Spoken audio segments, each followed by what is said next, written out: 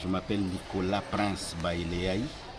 Je suis le directeur provincial de l'éducation nationale et nouvelle citoyenneté d'Anganika 1 et je suis basé à Kalemi. Au fait, comme cela fut le cas pour la plupart des provinces éducationnelles, l'année scolaire a commencé bien sûr le 2 septembre officiellement, mais il faut le reconnaître que toutes les écoles n'ont pas repris l'année scolaire le même jour, du moins à la même date. Il y a eu certaines écoles qui ont commencé le 2 septembre, d'autres c'était le 15 et d'autres encore au début du mois d'octobre. Et l'épicentre de ce mouvement de grève, c'était la ville de Kalemi, où on a senti plus ce mouvement, suite à l'appel à la grève par les syndicats des enseignants. Mais ailleurs, dans la périphérie et à l'intérieur, comme dans les territoires de Moba et Nyunzu, que nous gérons également, il n'y avait pas eu de mouvement de grève. Et c'est dire que nous avons quand même encaissé du retard, et raison pour laquelle je profite pour saluer les gestes posés par son Excellence Madame le ministre d'État, ministre de l'Éducation nationale, en mettant à notre disposition un calendrier scolaire réaménagé 2024-2025 avec l'objectif de rattraper les jours de cours qu'on a ratés et aussi nous permettre de terminer les programmes tels que prévus par le ministère de l'Éducation.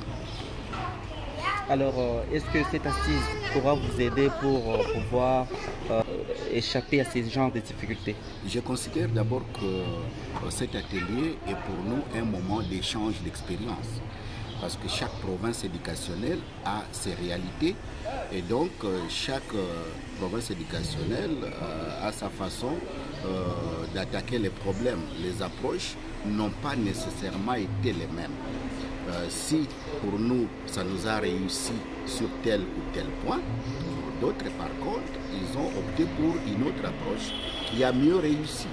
Pour nous c'est une occasion, comme on se retrouve ici avec les collègues du Nord Kivu, du Sud Kivu, de l'Ituri et même du Kasaï oriental, nous allons voir ensemble qu'est-ce qui a marché chez les uns et les autres et qu'est-ce qui n'a pas marché et mettre comme ça en place une meilleure des stratégies pour qu'on puisse remonter tous les goulots, tous les défis qui s'étaient opposés à nous.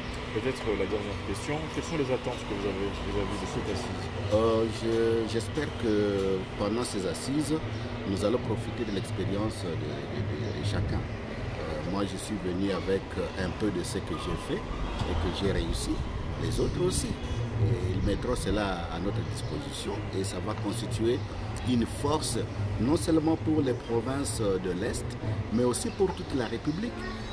Soyez-en sûrs, le rapport de cet atelier est attendu par la haute hiérarchie du ministère de l'Éducation nationale pour voir comment faire ou que faire pour que ce qu'on a connu ne puisse plus revenir, surtout en matière de retard de cours liés à ceci ou à cela, pas seulement au mouvement de grève.